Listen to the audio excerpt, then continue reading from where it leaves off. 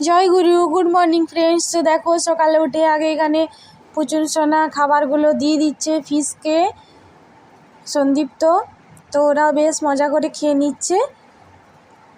তো তারপর দেখো আমি আগে ঘরগুলো ঝাড়ু করে নিচ্ছি। ঘরগুলো ঝাড়ু করার পর আমি ঘরগুলো মোছা করে নেব।